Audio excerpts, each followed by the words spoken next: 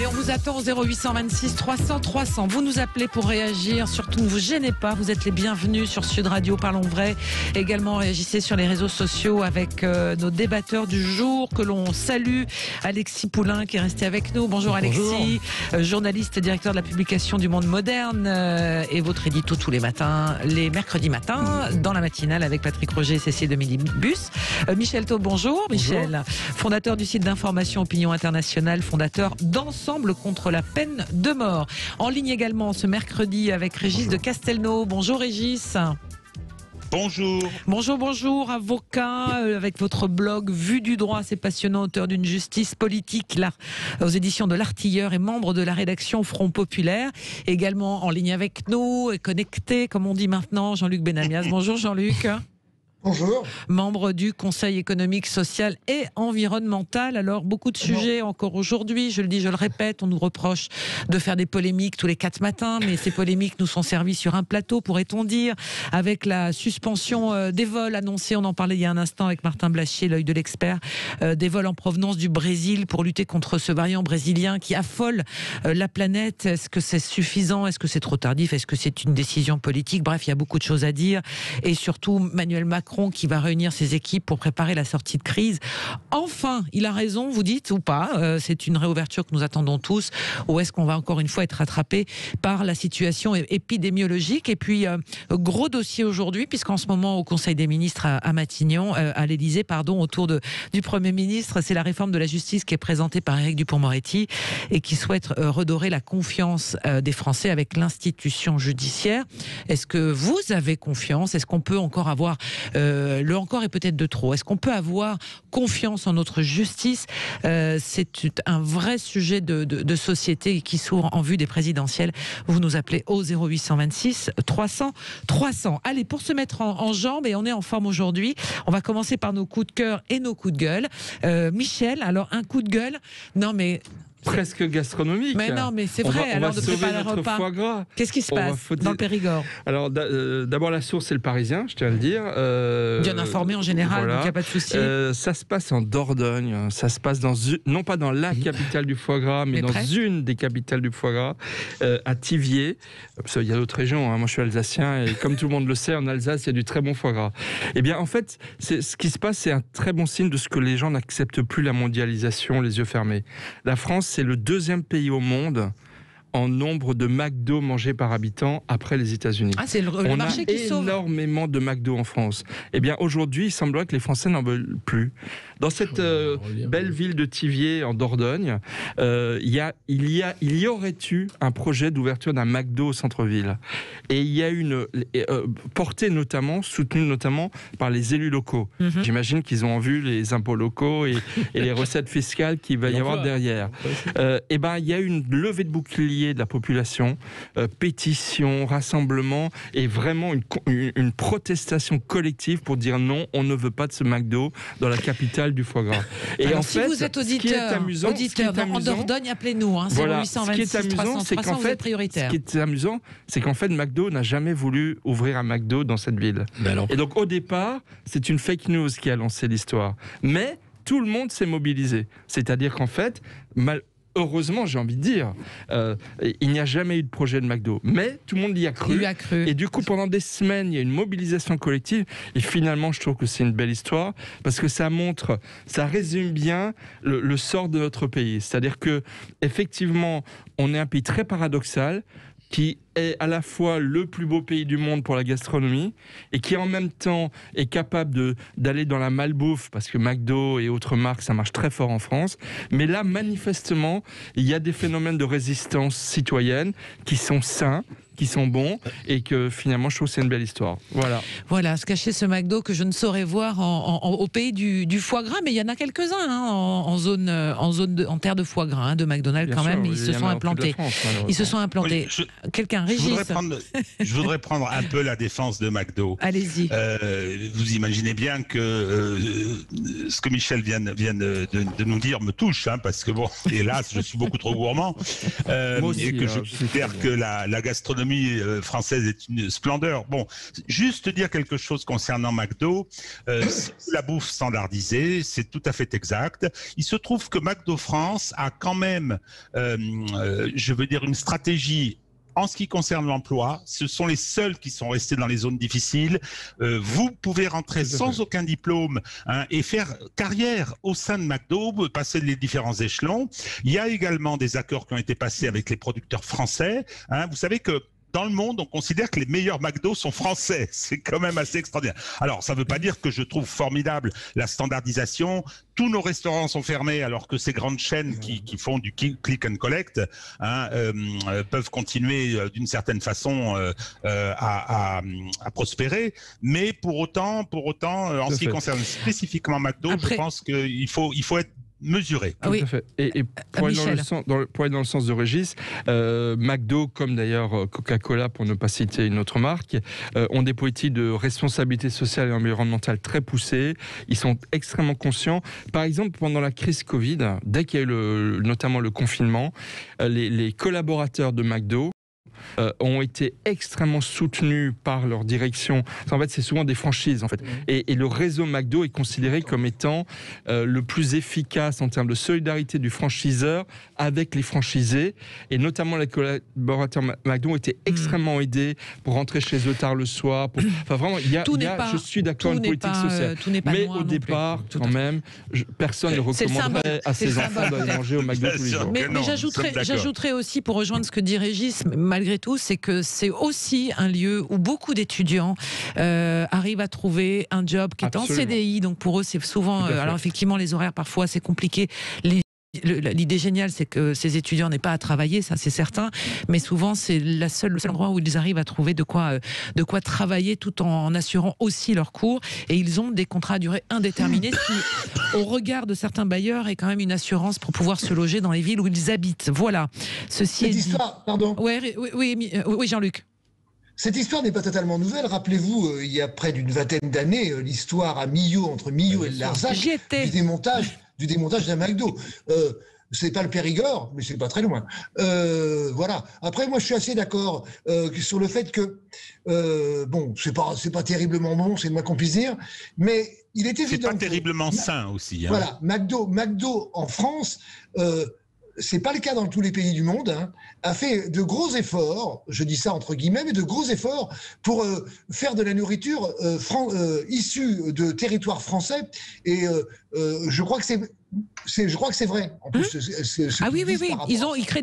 Ils créent des partenariats avec des filières agricoles, et puis il y a les circuits courts. Ils utilisent des produits, ça c'est certain. Moi, j'ai pu enquêter. C'est effectivement une réalité. Je dirais que derrière ça, il y a plus le symbole que ça représente, mais peut-être qu'il ne faut pas mélanger la version américaine de la version française. Enfin, en tous les cas, celle qu'on connaît.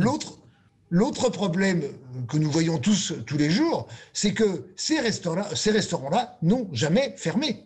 Ils sont ouverts depuis le départ et ils continuent à être ouverts. Ils livrent, enfin ils sont ouverts. Oui, ils livrent. J'ai vu, j'en vois suffisamment sur Marseille. Oui, on peut rentrer dans le McDo, il faut vite partir en courant, d'accord. Mais il y a la livraison et il y a aussi l'ouverture. Ça, c'est la version marseillaise, Jean-Luc. Non, c'est la version partout. Pas que McDo, on ne cite pas les autres noms, allons-y, mais c'est une concurrence totalement à ce niveau-là déloyale pour les restaurateurs et les différents bars qui, eux, évidemment, sont, comme chacun sait, restés totalement fermés. Allez, on continue nos coups de cœur et nos coups de gueule avec vous, Régis. Un coup de gueule, là aussi, alors on risque de déborder, d'aller un petit peu plus loin que l'heure de 11h et du journal, mais sur des leçons de racisme venues de Rokhaya Diallo et Assa Traoré. Allez-y. Alors, c'est pas les leçons de racisme de Rokhaya Diallo et d'Assa Traoré, c'est qu'à chaque fois, elles prennent pour référence, comme le paradis de l'antiracisme, les États-Unis. J'en ai un peu marre. Assa Traoré disant je suis poursuivi en justice pour une atteinte à la présomption d'innocence. C'est pas aux États-Unis que ce serait arrivé. Je rappelle quand même que les États-Unis ont aboli l'esclavage par une guerre civile en 1860. Ça faisait longtemps que ça avait été réglé chez nous dans nos colonies. Il n'y a jamais eu de racisme dans le territoire métropolitain. Ensuite, il y a eu le sort des Noirs était quand même pas fameux. Il y avait les lois de Jim Crow, etc. Il y a eu des lynchages qu'on annonçait dans la presse jusqu'à la fin des années 20, ou je vais dire milieu des années 30. Bon, et quand j'étais jeune, il y avait dans les États du Sud un véritable apartheid, comme en Afrique du Sud. On connaît les histoires de bus, etc. Bon, donc je trouve que c'est profondément déplaisant de voir des gens qui viennent nous accuser d'être beaucoup plus racistes qu'on ne l'est et de prendre comme référence les États-Unis, qui a quand même été longtemps le pays du racisme le pire. Oui. Qui veut réagir? Michel? Non, moi j'ai écrit de nombreux éditos pour dénoncer le discours d'Assa Traoré. Deux choses. Il y a beaucoup de compatriotes ou même d'étrangers de couleur noire ou arabe qui ne sont pas du tout d'accord avec Assa Traoré, qui considèrent qu'elle ne représente pas du tout leurs paroles. Et lorsqu'elle a publié, alors elle a souvent franchi les lignes rouges, mais lorsqu'elle a publié il y a un mois une grande interview à la une de Jeune Afrique, un grand titre énorme, les hommes noirs et arabes ne sont pas en sécurité en France. Enfin, je veux dire, c'est extrêmement grave. Non seulement c'est complètement faux, mais en plus c'est extrêmement grave. C'est vraiment chercher à à provoquer une guerre civile. C'est ça qu'elle cherche, c'est son fonds de commerce. Et moi, je la soupçonne d'ailleurs d'avoir un agenda politique. Et qu'on va voir dans les mois et les années qui viennent. Donc, effectivement, je suis d'accord avec vous. Cette personne est dangereuse parce que son discours met le feu aux poudres sur des bases qui sont complètement erronées. Régis. Ceux qui ont un agenda politique, ce sont les États-Unis. Elles sont en première page du New York Times, etc. Il y a un travail fait par l'ambassade des États-Unis dans nos banlieues, etc. Le problème, pour moi, il est celui-là. C'est ce que je dénonce aujourd'hui. Critiquer Rokhaya Diallo et Assa Traoré, c'est un débat, mais c'est pas celui que je voulais aborder. Moi, ce que je veux aborder, c'est cette façon de prendre comme exemple les États-Unis et que ce soit les États-Unis eux-mêmes qui nous donnent des leçons. C'est insupportable. Allez, on continue ce débat avec vos coups de cœur et votre coup de gueule dans un instant avec Alexis Poulain, Jean-Luc Benamias, également Régis de Castelnau qu'on vient d'entendre et Michel Taube dans un instant sur Sud Radio. Le 10h midi continue et vous nous appelez 0826 300 300. On s'arrête pour faire les infos et on se retrouve juste après. Allez, on continue avec vos commentaires sur les réseaux sociaux, mais également au 0826 300 300. Le 10h midi, débat, coup de cœur, coup de gueule de nos débatteurs du jour. Régis de Castelnau, Jean-Luc Benamias, qui sont bel et bien là connectés. Et avec nous en studio, Alexis Poulain et Michel Taube. Alors, je me tourne maintenant vers vous, Alexis Poulain, avec un débat autour de notre marque française, Evian, qui fait parler d'elle. Oui, alors je n'avais pas entendu et quand vous m'avez donné votre polémique plutôt, je ne sais pas comment l'appeler, j'avoue que j'ai été voir et je suis assise. Eh ben, tout le monde l'est, je crois. Là, on est tombé dans autre chose. Alors, je résume pour ceux qui n'ont pas entendu parler de cette n'ont pas Twitter, affaire, etc. cette polémique. Alors, bien sûr, ça sort de Twitter, cette machine, cette essoreuse à polémique quotidienne. Hier ou lundi, je crois, le community manager, donc la personne qui s'occupe des comptes Twitter et sur les réseaux sociaux d'Evian, retweeté si vous avez déjà bu un litre d'eau dans la journée. Voilà, de manière assez anodine, c'est le compte Evian, compte officiel.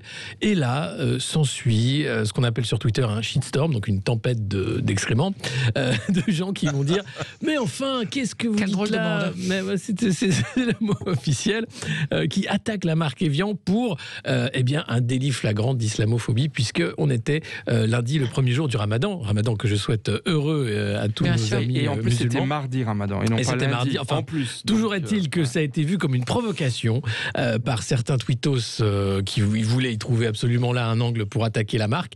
Marque qui, et c'est là où il y a une petite pirouette, s'est excusée en disant on est vraiment désolé, on pensait pas qu'on allait choquer les gens avec ce tweet. Donc c'est vous dire le niveau de n'importe quoi qui habite ce réseau social que je fréquente trop.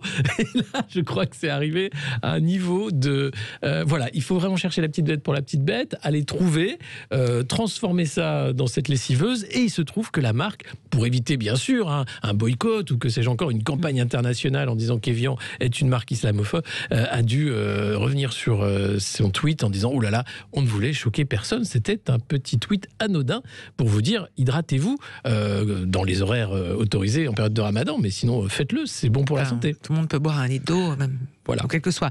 Qu'est-ce que ça vous inspire, dites-moi, Jean-Luc? Que déjà, Evian, c'est meilleur que McDo. Hein. Oui, c'est pas ça mal, dépend. ça. Les bouteilles en plastique, c'est pas très bon non plus. mais c'est Non, recyclé. d'accord, mais c'est recyclable, Alexis. C'est recyclable. Mais bon, l'embouteillage. Non, voilà, Et puis ça m'inspire. il y a des bouteilles en verre, il y a des bouteilles en métal, enfin ils se sont Même diversifiés. plastique, il se recycle très bien. Non, ça m'inspire. Enfin, Alexis l'a dit, tout ça est totalement hallucinant, quoi. Je veux dire, moi, quand j'ai lu ça ce matin. J'ai dit, tiens, Alexis va parler de ça. Alors mais est-ce que ça fait avancer les choses? Ceux qui déclenchent rien du tout, ça fait rien avancer. Voilà. Ça fait reculer. Oui. Ça les fait reculer, c'est stupide. Voilà. Alors après, le pire, effectivement, c'est que la direction d'Evian a dû faire un autre tweet. Et ça, c'est vraiment grave. Est-ce qu'ils ont le choix? Est-ce qu'ils ont le choix? Je vais lui trouver des excuses à la direction d'Evian. C'est qu'ils sont dans une espèce de tenaille marketing. C'est-à-dire qu'ils ont fait quelque chose et ils ont une campagne contre eux qui peut déboucher sur un boycott. Oui. Donc, ils se sont excusés. Manque de chance. Il y a une campagne pour le boycott qui est repartie de l'autre côté en disant qu'est-ce que ça veut dire, etc. etc.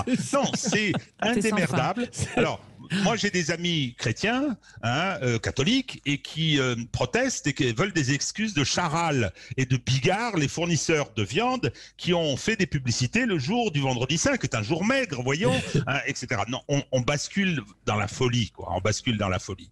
Michel. Deux choses. D'abord, Evian, c'est une marque mondiale. Ils sont présents dans le monde entier. Et donc, pour eux, s'il y a une circonstance atténuante que je peux leur trouver, c'est qu'ils sont obligés de tenir compte de marchés qui sont évidemment contradictoires et où les valeurs, les religions, les pratiques culturelles ne sont pas les mêmes. Donc, pour eux, c'est compliqué.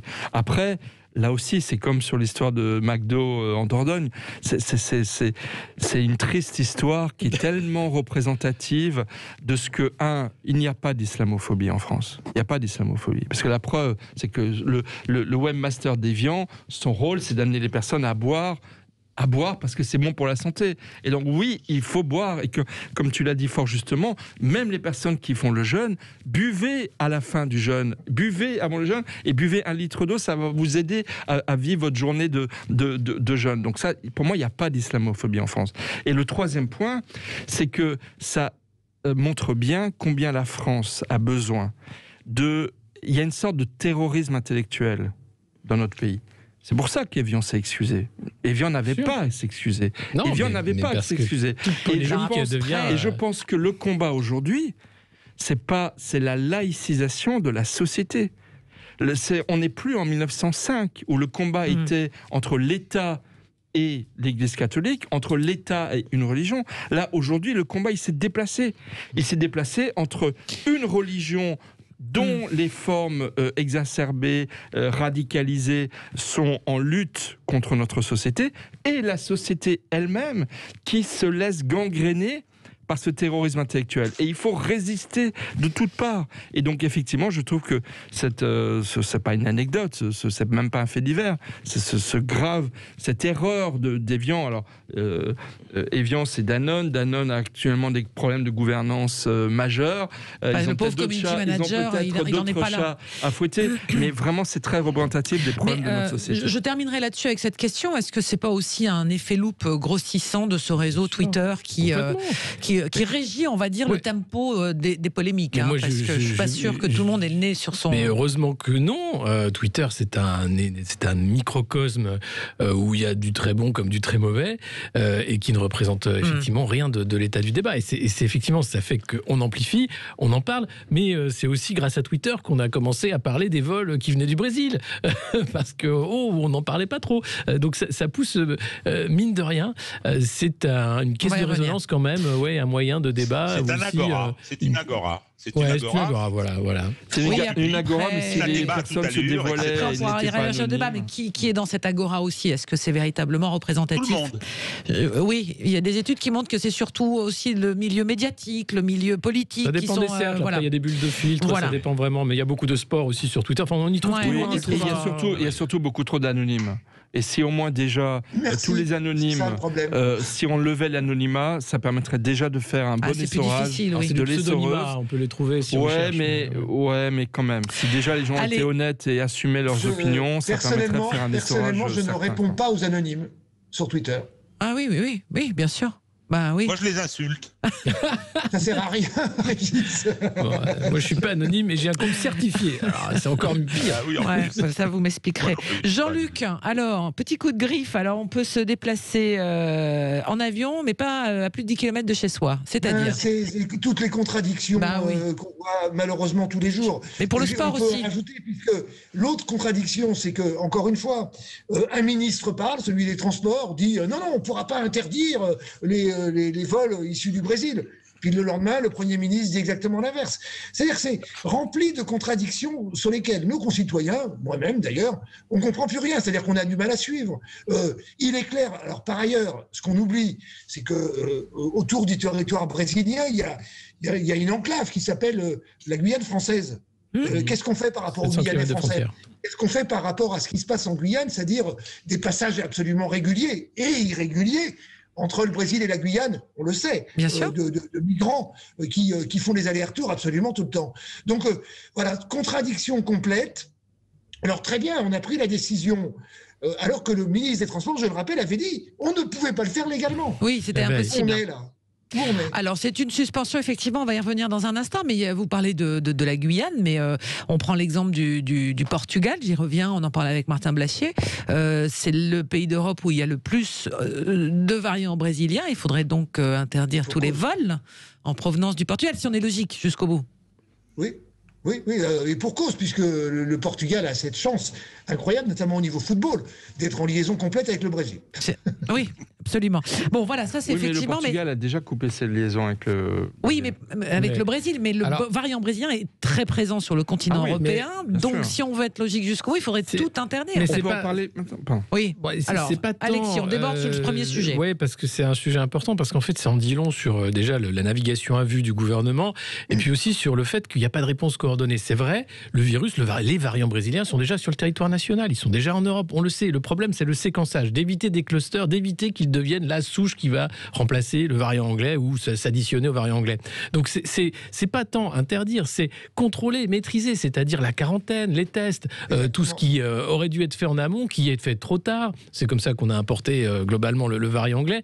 Et c'est pas une réponse non plus au niveau national, parce que encore une fois, il est présent. Effectivement, si on arrive à endiguer il est présent France, au Portugal, j'ai pas autrement... l'impression qu'ils sont en train de tous mourir. Mais non, alors de toute façon, c'est pas un virus qui tue énormément, c'est un virus qui tue, certes, mais ça dépend des variants, là encore. Et c'est quelque chose où on est là dans l'entonnoir avec la stratégie vaccinale qui est en train d'être critiquée par manque de doses, manque de production, et puis le manque de soins. Le fait qu'on n'a pas cherché à privilégier aussi d'autres façons, et le vaccin n'est qu'un outil parmi d'autres pour lutter contre cette pandémie. Allez, on va s'arrêter un petit instant, on va faire la coupure et on va revenir sur cette première polémique, en tous les cas sur l'annonce hier donc de la suspension des vols en provenance du Brésil. Est-ce que c'est trop tardif? Est-ce que ce sera suffisant? Est-ce qu'il faut aller encore plus loin? Est-ce que la France est encore en retard? Est-ce que ça va mettre à mal, ce variant brésilien, notre politique vaccinale qui est également mise à mal par aussi les errements concernant les vaccins avec cette nouvelle polémique autour du Janssen? Voilà, on y revient et vous nous appelez au 0826 300 300 si vous avez effectivement un avis sur cette polémique et en tous les cas sur la situation aujourd'hui qui ne cesse d'évoluer chaque jour. On se retrouve juste après ça.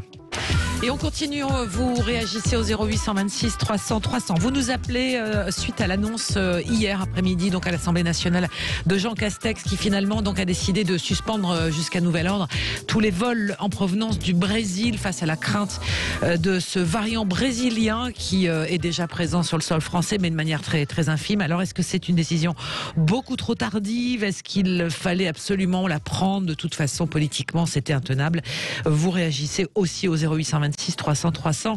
Nous sommes avec nos débatteurs du jour, Régis de Castelnau, Jean-Luc Benamias, Alexis Poulain et Michel Taube qui sont avec nous aujourd'hui.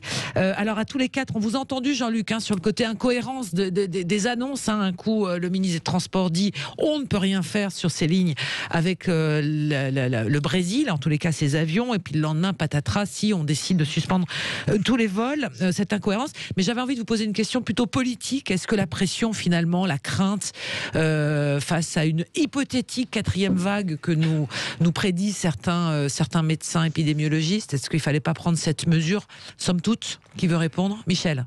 Déjà, en écoutant le Premier ministre hier à l'Assemblée nationale, j'avais l'impression que la décision d'interrompre les lignes avec le Brésil était presque prise sur un coup de tête dans le feu de la réponse aux députés du Haut-Rhin. Vous êtes d'accord, Régis et Jean-Luc, sur cette première chose. Mais bon, je me trompe certainement, et c'était préparé, mûrement réfléchi, et nullement sous la pression médiatique. Je pense qu'à France, ils ont dû aimer, oui. de l'opinion publique.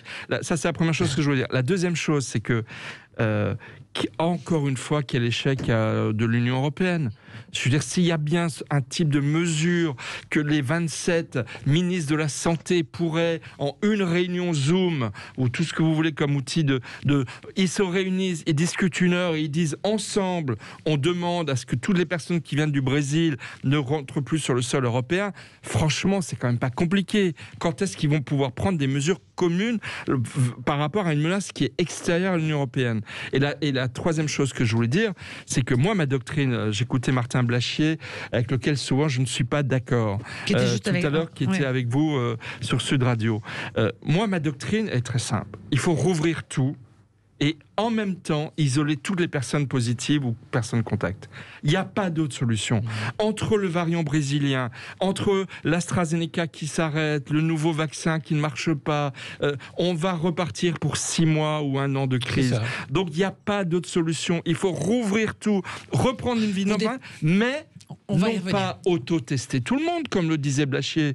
Il ne suffit pas d'auto-tester. Il faut isoler et imposer l'isolement à toutes les personnes qui ont le Covid ou qui sont en personne contact. Je ne vois pas d'autre doctrine possible. Or, en France, on ne fait pas cela. On ferme un maximum de commerces et on n'isole pas les personnes à risque. Donc, c'est échec, double échec. Et franchement, on commence à en avoir marre. Très rapidement. Oui, Régis. Oui, très Régis. Rapidement. Non, mais vous avez le temps. Une observation. Non, mais juste une observation.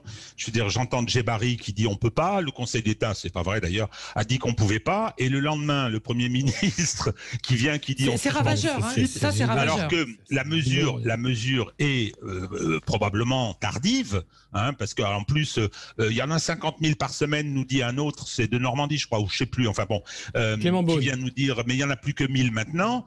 C'est terrifiant quelque part. Comment on peut s'en remettre à ces gens? Enfin, c'est pas possible. Qui sont ces gens? C'est cette espèce de cacophonie invraisemblable. Est-ce qu'il y a un pilote dans l'avion? Enfin, écoutez, pas l'avion qui vient du Brésil. Moi, je trouve ça très stressant. Mais je repose ma question. Est-ce que politiquement, c'était tenable de ne pas prendre cette décision? C'est encore une fois, c'est pas une question. On leur demande de gouverner, de prévoir, d'être dans un cap clair.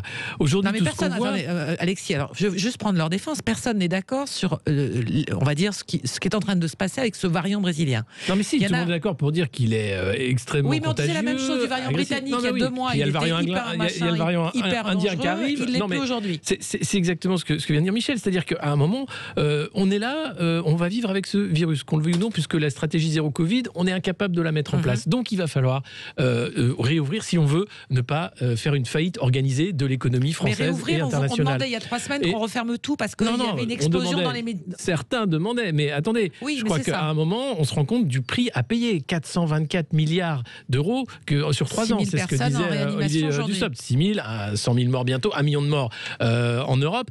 Mais Pourquoi ? Parce qu'on est incapable d'organiser justement une stratégie d'isolement, de dépistage et de soins. Et tout ça parce que on a voulu aller vite en disant bon allez, on va faire un confinement et puis on va voir. Mais allons apprendre comment ça fonctionne ailleurs. Je crois qu'il y a des pays qui s'en sortent mieux que d'autres.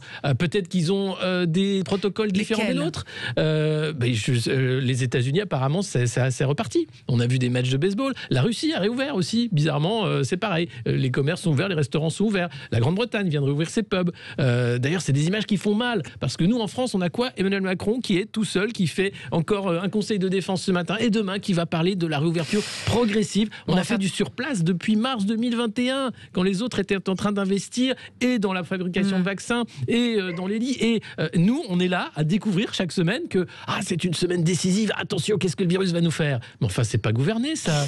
Jean-Luc, je vous ai pas entendu. Ce qui me sidère, c'est que... Qui voudrait être ministre de la Santé aujourd'hui dans cette... Ce qui me sidère, c'est que depuis le départ, on sait que tout ce qui est aéroporté, tout ce qui concerne l'aviation, devrait être contrôlé de A à Z, et pas uniquement ici du Brésil. Et qu'on sait, jour après jour, c'est montré partout, qu'il n'y a pas de contrôle dans les aéroports. On contrôle les Françaises et les Françaises ou les citoyens qui vivent sur le territoire, mais alors, dans les aéroports, on ne contrôle pas, ou on contrôle extrêmement peu. Si on ne veut pas que le virus circule à une vitesse grand V, c'est bien là qu'il faut contrôler. Enfin, il y a une aberration totale qui ne concerne pas les règlements internationaux, loin de là, mais qui fait que... Parce que dans d'autres pays, quand vous allez en Israël, vous ne rentrez pas comme ça. C'est pas possible. Vous ne rentrez pas. Voilà. Oui. Michel. Je voudrais donner un autre exemple. Je répète, moi je suis pour la liberté de circulation, de commerce et d'activité. Mais être intraitable à ceux qui dérogent avec des règles de protection, de port du masque, d'isolement des personnes lorsqu'elles sont personnes contact, et là, pas de cadeau. En France, 135 € d'amende lorsque vous contrevenez à une des règles imposées par la loi d'urgence sanitaire. À Taïwan, 2 900 € d'amende. En Australie, 3 000 € d'amende. En Allemagne, ça peut atteindre 5 000 €. 10 000 € en Italie. Ça monte à 600 000 € en Espagne avec peine de prison. Pourquoi ? Parce que nous, ce qu'on est en train de vivre, c'est qu'on est tous victimes de ce que des personnes n'ont pas respecté les règles de prévention, les règles de protection des gestes barrières, parce que l'État français n'a imposé aucune mesure dissuasive. Et donc, du coup, c'est double peine. Tout le monde est en train de dire qu'on est dans une dictature sanitaire. Non, donc il faudrait comprendre. Je répète, le corollaire de la liberté, c'est des sanctions lourdes pour ceux qui ne respectent pas les règles minimales de prévention. Bon. Et cette doctrine-là, c'est la seule qui peut marcher et elle n'a pas été mise en œuvre. Alors je prolonge le propos de Michel Taube en vous posant cette question. Est-ce qu'on est trop gentil, Régis, Jean-Luc, Régis de Castelnau? Au premier confinement, il y a eu 1 million d'amendes. Tout le monde a des dizaines et des dizaines d'histoires d'arbitraire, de mesquinerie dans la mise en œuvre. Bon, 135 €, je peux vous dire que la famille de 3 personnes qui s'est retrouvée 450 en cumulé parce qu'elle avait été sur une plage où il n'y avait personne, qui a vu 10 policiers avec des fusils d'assaut l'entourer, et les 400 €, je peux vous dire que ça va peser lourdement sur leur budget. Moi, je ne suis pas d'accord avec ça.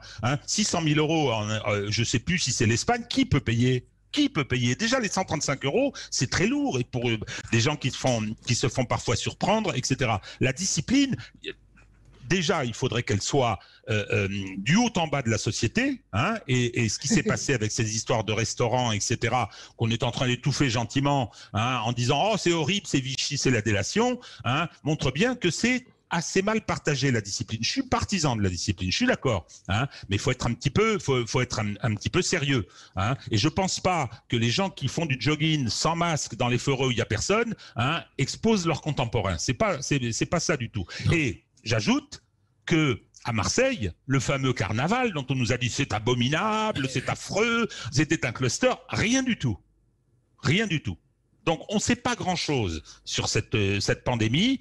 Moi, je pense qu'il faut être pragmatique. Le problème, c'est que j'aimerais bien qu'on soit gouverné. Et je n'ai pas l'impression que ce soit le cas. Jean-Luc.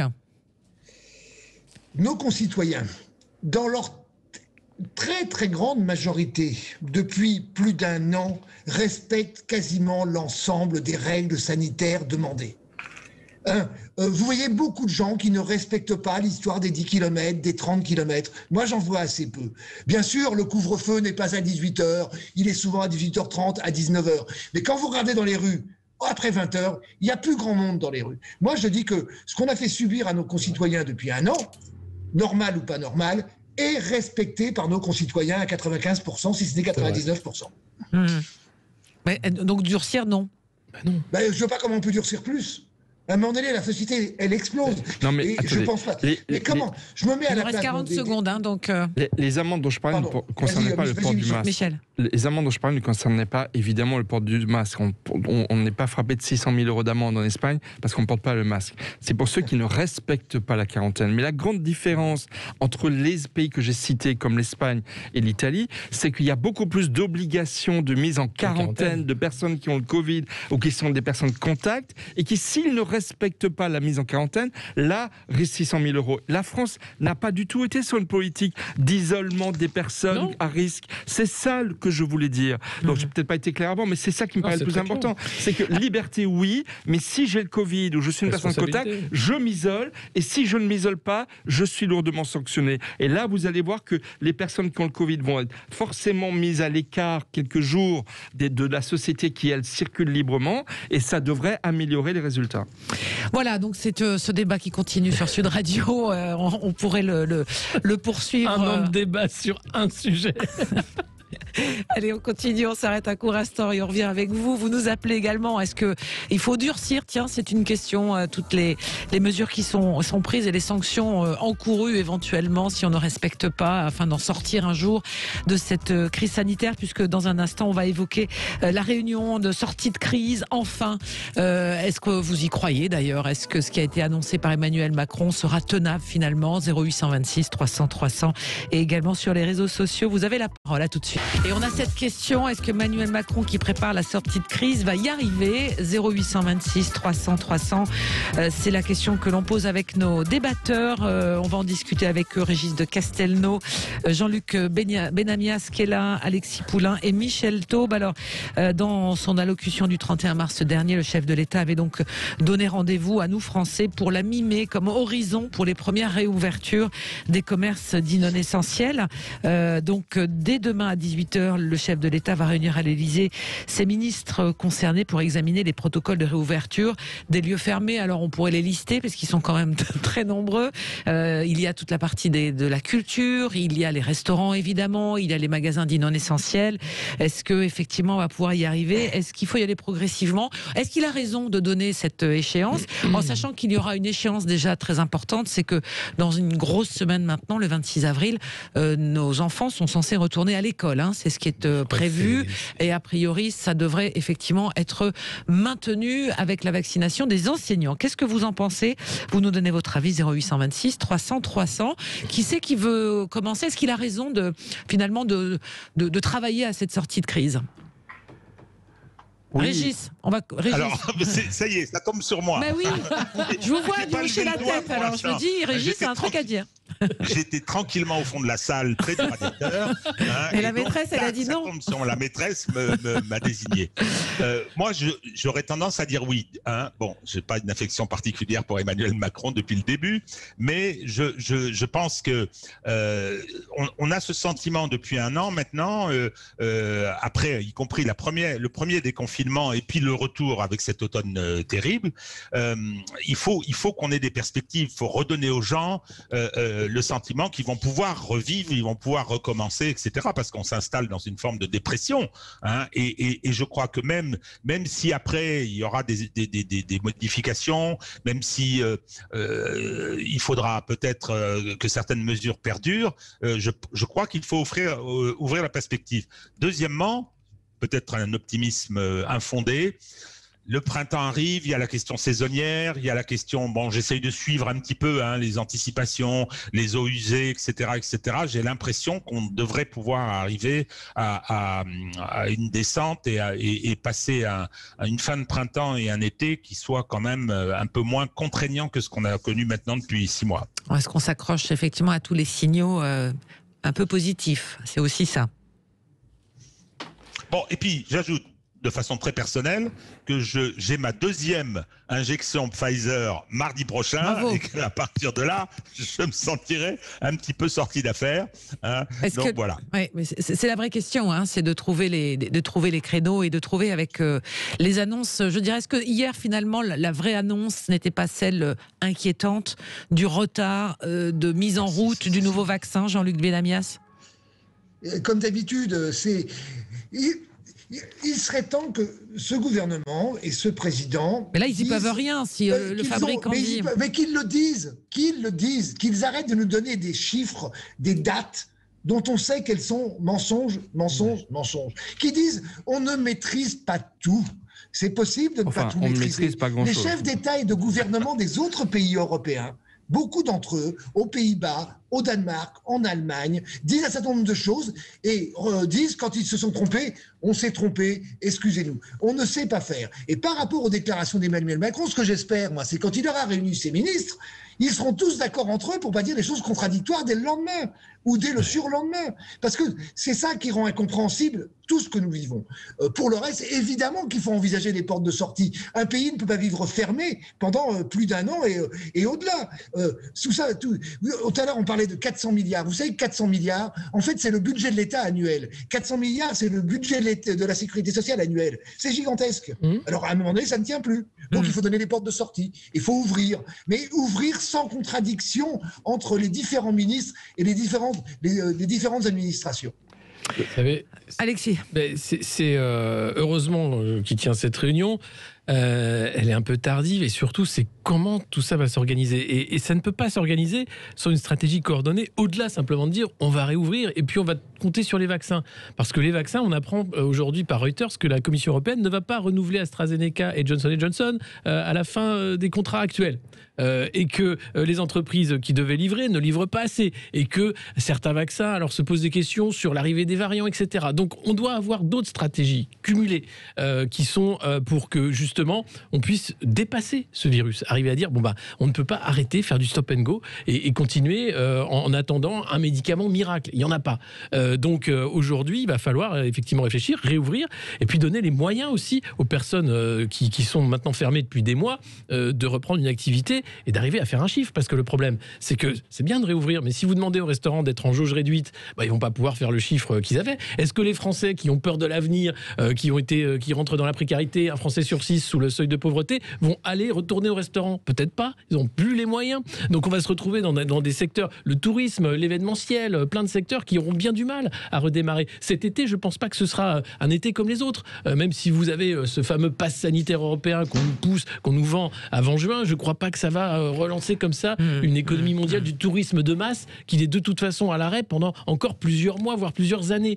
Donc il va falloir trouver d'autres solutions, oui, voilà, ce genre de réunion. Et puis un être seul, aussi génial et soit-il, avec tous ses super pouvoirs. Ça serait quoi la solution, Alexis? Alors si je vous suis, c'est quoi? C'est de faire un débat? C'est de dire discuter avec les organisations voilà professionnelles? Où nous en sommes aujourd'hui. Ouais. Vous prenez les risques, alors sachant qu'ils sont limités par la stratégie vaccinale, les gestes barrières, tester, tracer, isoler, etc. Mais vous pouvez rouvrir et vous aurez des aides effectivement le temps qu'il faut. Alors ça va coûter une fortune, mais bon, on n'a pas le choix. Sinon, c'est la banqueroute assurée pour tout le monde. Michel. D'abord, j'ai mal à ma France. La France n'a pas de vaccin. La France, c'est le seul membre du Conseil de sécurité des Nations Unies qui n'a pas de vaccin.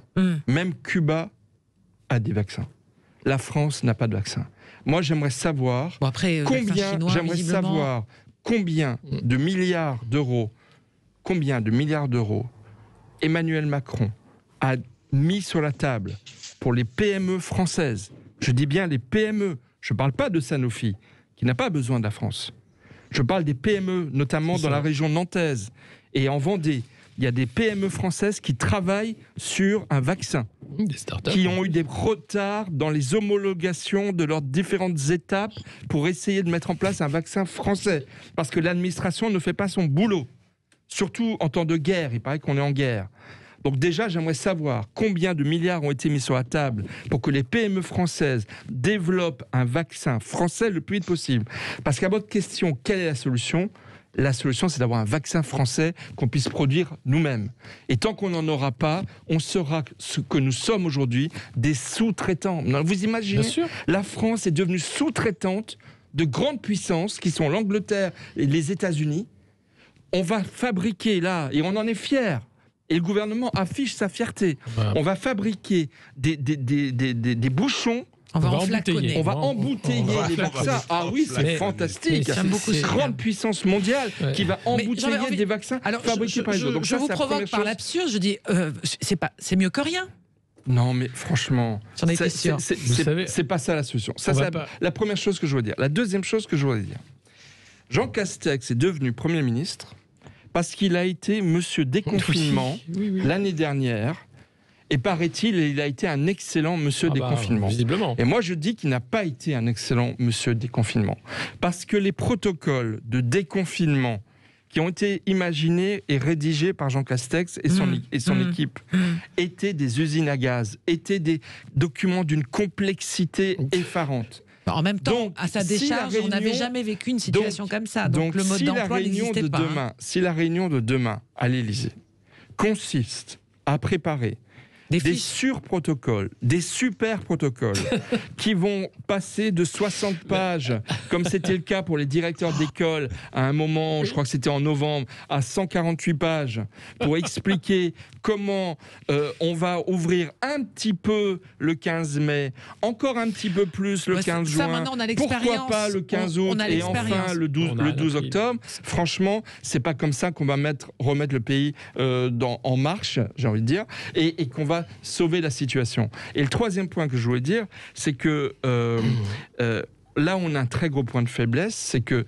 la France a adopté un plan de relance de 100 milliards d'euros fin de l'année dernière, qui, d'après mes informations, profite surtout d'ailleurs aux grandes entreprises, aux multinationales françaises, plus qu'au réseau des PME qui sont répartis sur l'ensemble de notre territoire. Aux États-Unis, Biden, il a fait adopter un deuxième plan de relance de 2000 milliards de dollars. Mais qu'est-ce qu'on attend pour relancer l'économie française avec un nouveau plan de relance très décentralisé, vraiment qui permette au territoire de sauver l'économie? On n'a pas notre monnaie, on a l'euro, c'est la BCE, et puis il faut voter. Les Allemands ont dit que le plan de relance à 750 milliards de l'Union européenne, ça coûtait trop cher. Donc ça ne pourra pas marcher. Les États-Unis font ça parce qu'ils ont le dollar. Donc ça fait longtemps qu'ils font de l'argent magique. La Cour constitutionnelle allemande refuse. Bien sûr. Donc on est loin du compte. Et vous savez que Pfizer va encore augmenter les prix. Donc on va non seulement être des sous-traitants pour la production, mais on va encore payer plus cher le vaccin l'an prochain parce qu'on est incapable effectivement de s'organiser. Et je ne crois pas que c'est souhaitable non plus que la France devienne effectivement sous-traitant de la production de base pour faire de l'aspirine comme on le fait en Inde ou en Bangladesh. Je ne crois pas que c'est non plus... Surtout qu'on a toute l'intelligence pour faire notre vaccin. Il n'y a pas de raison qu'on n'y arrive pas. C'est une question de volonté politique. Sur l'aide aux PME, il y a eu le prêt garanti par l'État. Bon, ça, c'est quelque chose pour aider les boîtes aujourd'hui.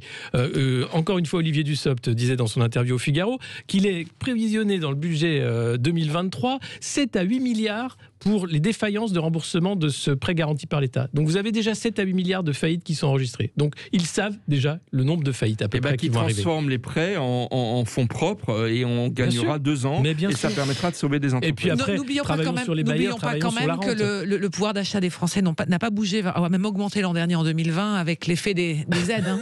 Eh oui, mais c'est des chiffres. Tout ça est totalement fictionnel. Non, je dis ça parce que quand on parle souvent, on compare avec par exemple l'Espagne, pourquoi l'Espagne garde ses restaurants en bar ouvert, ils n'ont pas d'aide comme nous, donc ils sont obligés de continuer à laisser un tout petit peu l'économie. Les chiffres des faillites qui sont faussés par ces aides. La réalité, c'est qu'on est dans une économie zombie et que le mur arrive. Il est juste reculé de quelques mètres. C'est toute la difficulté de la sortie. Le pouvoir d'achat des Français a peut-être augmenté l'an dernier. Il n'a peut-être pas baissé, mais par rapport à nos 12 millions de pauvres, il a vraiment baissé. Oui, Jean-Luc, je suis d'accord. Mais ce que je veux dire, sur le plan statistique, on ne peut pas dire qu'on a abandonné les Français, ou en tous les cas, la situation économique. J'entends. Voilà, c'est une toute petite différence. Bon, il est presque midi moins le quart. On va refermer ce dossier Covid et coronavirus et gestion de crise. On va s'intéresser à Éric Dupond-Moretti qui a présenté ce matin sa réforme de la justice. Une réforme visant à restaurer la confiance de la justice avec les citoyens. un texte déjà très critiqué, pardonnez-moi, par les magistrats, les avocats. On va voir avec des mesures un peu choc, hein, notamment faire filmer par exemple les audiences et surtout en finir avec les réductions de peine. C'est deux sujets un peu qui ressortent du dossier. Mais est-ce qu'on peut avoir confiance en notre justice? Est-ce que le ministre et le garde des Sceaux a raison de vouloir restaurer cette confiance? Vous nous appelez 0826 300 300 et on en parle avec nos débatteurs. À tout de suite. 0826 300 300, c'est la dernière ligne droite de l'émission. Vous nous appelez si vous avez envie de réagir et savoir si Éric Dupond-Moretti, avec sa réforme de la justice pour restaurer la confiance entre le justiciable et la justice, effectivement, est le bon angle d'attaque. Le texte a été présenté ce matin avec un constat de l'ancien avocat pénaliste, un constat assez saisissant, la défiance des Français dans les institutions judiciaires, notamment les sondages de février qui montrent qu'un Français sur deux n'a pas confiance en sa justice. Alors parmi les principaux points de ce projet de loi figure la possibilité de filmer, de diffuser les audiences à la télévision, encadrer aussi les enquêtes préliminaires qui ne pourront durer pas plus de 2 ans, 3 sur autorisation du procureur, et auxquelles les personnes visées pourront avoir accès plus facilement. Et puis Éric Dupond-Moretti veut également supprimer les crédits automatiques de réduction de peine des détenus qui ne seraient désormais plus accordés seulement qu'au mérite. Alors on va expliquer ce que c'est que le mérite. Il pense à des formations, il pense effectivement à des travaux, et une mesure qui est dénoncée par les avocats et les magistrats en parlant de mesures populistes. Alors qu'est-ce que vous en pensez, mes chers débatteurs? Régis de Castelnau, alors pareil, l'élève au fond de la classe, je m'adresse à vous, avocat, évidemment, sur un texte comme celui-là, c'est vous qu'on regarde en premier, Régis. Mais bien sûr, surtout que j'ai sorti un livre il y a 3 mois qui s'appelait Une justice politique, histoire d'un dévoiement. Bon, donc effectivement, je suis extrêmement critique vis-à-vis de la justice. Alors, première observation, ces mesures, il y en a d'intéressantes, mais le problème, c'est que c'est un petit peu un saupoudrage. C'est-à-dire que, comme il y a eu la fameuse enquête secrète de 5 ans, une enquête préliminaire du PNF, donc on dit on va les limiter à 2 ans. Comme il y a pas mal de débats et de polémiques autour des remises de peine, on dit oui, maintenant ce sera plus des remises de peine automatiques. Je suis partisan, mais on va pas alourdir le débat. Je suis partisan des remises de peine automatiques. Donc il y a un petit peu un saupoudrage. Le problème de la justice aujourd'hui, fondamental et qui n'est pas abordé, c'est celui des moyens. Je recommande le livre d'Olivia Dufour, Justice, une faillite française. Le budget de la France est scandaleusement bas en matière judiciaire. C'est pas possible de continuer dans ces conditions. Donc, j'ai tendance à penser que Éric Dupond-Moretti fait quelque chose un petit peu, et j'insiste, il y a des mesures qui sont importante et intéressante, mais fait quelque chose pour faire, je vais dire, un petit peu de communication, mais je pense pas que ça va changer les choses fondamentalement. On va peut-être débattre spécifiquement de quelques points, mais concernant les films, j'en suis partisan. La diffusion, ouais. Alors, la diffusion, attention, les images ne seraient diffusées que lorsque les décisions seraient devenues définitives. À condition que ce soit extrêmement contrôlé, je pense que je vois difficilement comment on va échapper. Faut rappeler qu'avant 1946 ou 47, c'était possible de filmer, de photographier, etc. Les audiences. Mais c'était tellement le bazar avec tous les reporters qui se précipitaient qu'on a décidé de l'interdire. Alors, quand je dis que ça doit être très contrôlé, c'est parce qu'il faut que ceux qui jugent, les jurys bien sûr, et puis les magistrats du siège, soient à l'abri des pressions. C'est-à-dire que si le soir, ils rentrent chez eux et qu'à la télévision, ils voient des extraits de l'audience qu'ils ont présidée, ça me semble pas du tout une bonne chose. Ça fera pression et c'est pas bon. Et le droit à l'oubli, Régis, vous en faites quoi ?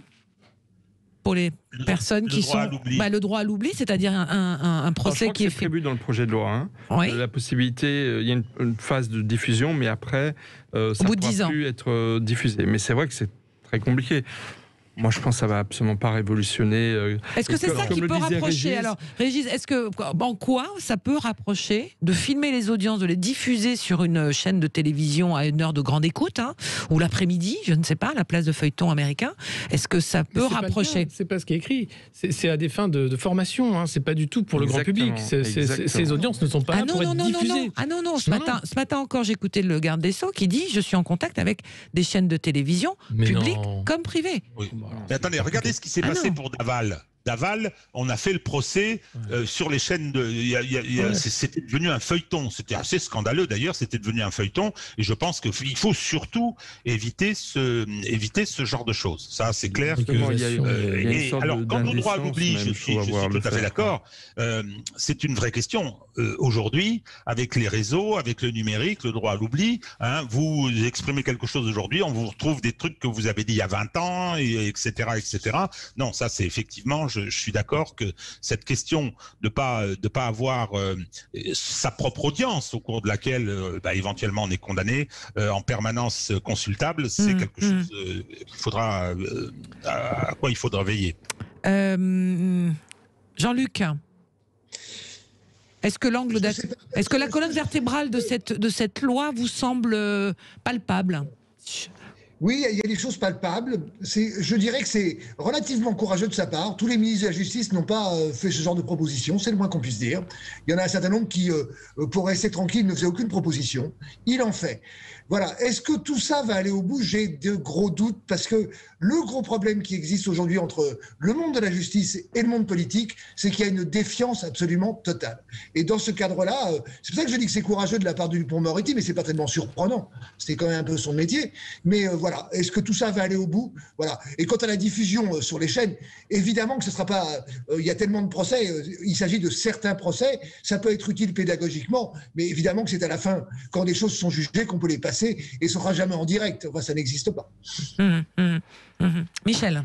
Non, moi je pense que pour moi le plus important, c'est ce que disait Régis, à savoir c'est du saupoudrage. Ce sont des petites mesures qui donnent l'illusion d'une grande réforme de la justice, parce que le garde des Sceaux, voilà, un ego et est une superstar du barreau. Donc voilà, mais c'est comme toujours avec Emmanuel Macron.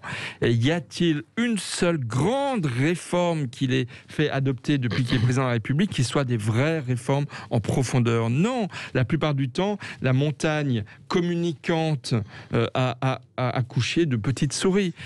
Sur la justice, il y aurait tellement de choses à dire, mais par exemple, ils ne veulent plus qu'il y ait de remise de peine automatique au fil de la détention d'un détenu, ce qui va poser des problèmes de violence, à mon avis, dans les prisons extrêmement importants. Mais les juges, ne serait-ce que cet exemple, les juges d'application des peines, ce sont uniquement des gestionnaires de pénurie de places dans les prisons. Donc les juges d'application des peines, outre l'idéologisation de certains, qui est un véritable problème, mais la réalité, c'est qu'ils ont à gérer une pénurie de places de prison.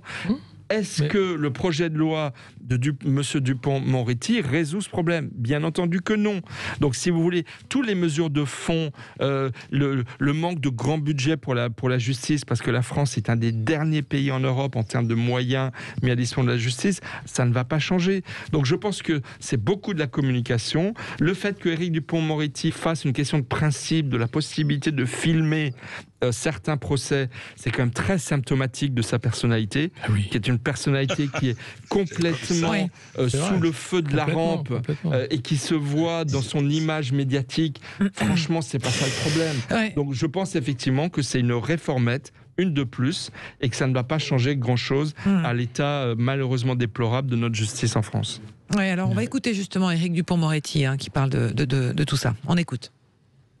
Celui qui viendra filmer, je ne sais pas quelle chaîne encore, etc., j'ai mon idée sur la question, mais pourra directement filmer un procès en appel, par exemple.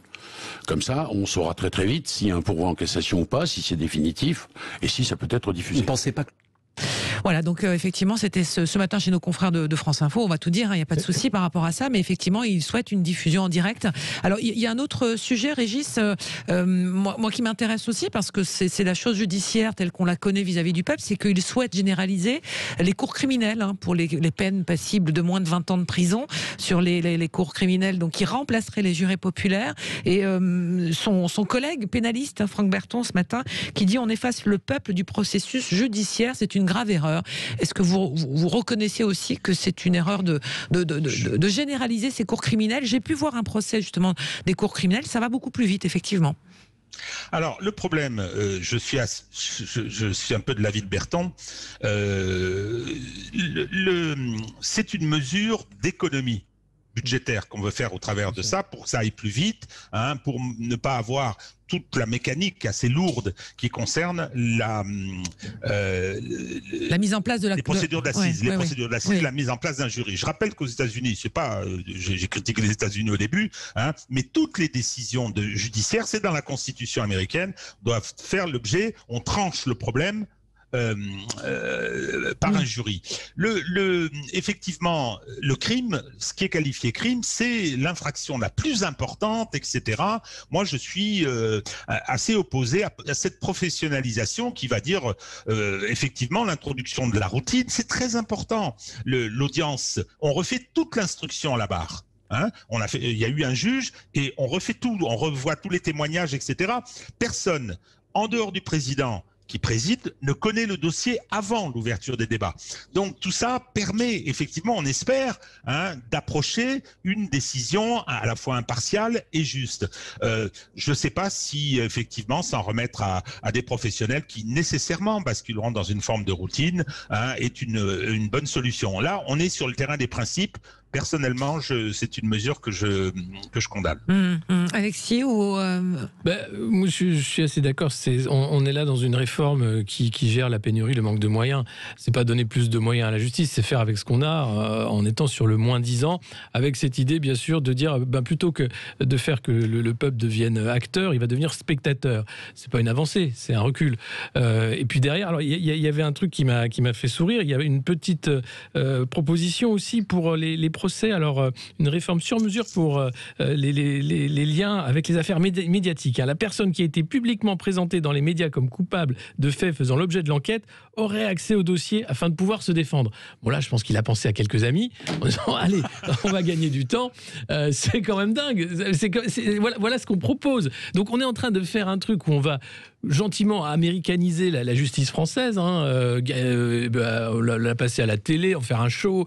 C'est proprement l'esprit du temps, c'est assez LREM, c'est de la com.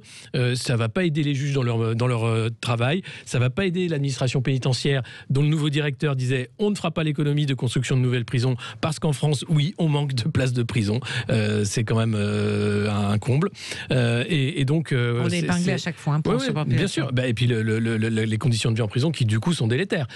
Donc voilà la réalité. Ça va au-delà d'une réforme médiatique, spectaculaire d'un avocat du spectacle. Elle est mal ficelée, Michel. En plus, je ne pense pas qu'une réforme aussi importante soit bonne à être adoptée rapidement en fin de quinquennat. Ça doit plus être l'enjeu, à mon avis, d'un grand débat de société avec la mobilisation d'un véritable plan Marshall pour la justice, pour qu'en 5 ans, on construise beaucoup de places de prison, qu'on forme autrement aussi, ce qui est très peu évoqué, même si le président de la République a commencé à ouvrir le chantier, le problème de la responsabilité des juges, la responsabilité pénale et professionnelle des juges, qui en France est un énorme problème. L'idée aussi que un juge, mais vous vous rendez compte, juger des femmes et des hommes, est-ce qu'à 25 ans, lorsque vous avez réussi une école de la magistrature, vous pouvez juger? Non, la fonction de juge devrait, comme dans beaucoup de pays, notamment en Suisse, commencer après avoir travaillé 10 ans minimum ou 15 ans dans la vie sociale. Donc il y a plein de choses de fond qu'il faudrait changer et qui ne sont pas prévues dans ce projet. Donc encore une fois, c'est un effet de manche plus qu'une véritable réforme que nous prépare M. Dupond-Moretti. C'était l'avis de Michel Taube. Merci beaucoup Michel, Alexis Poulain, Jean-Luc Benamias et Régis de Castelnau. Merci à tous les quatre et à vous aussi, chers auditeurs, et d'avoir réagi également sur les réseaux sociaux. On s'arrête et on se retrouvera demain pour le 10h midi. Et dans un instant, vous avez rendez-vous avec André Berkoff juste après le journal.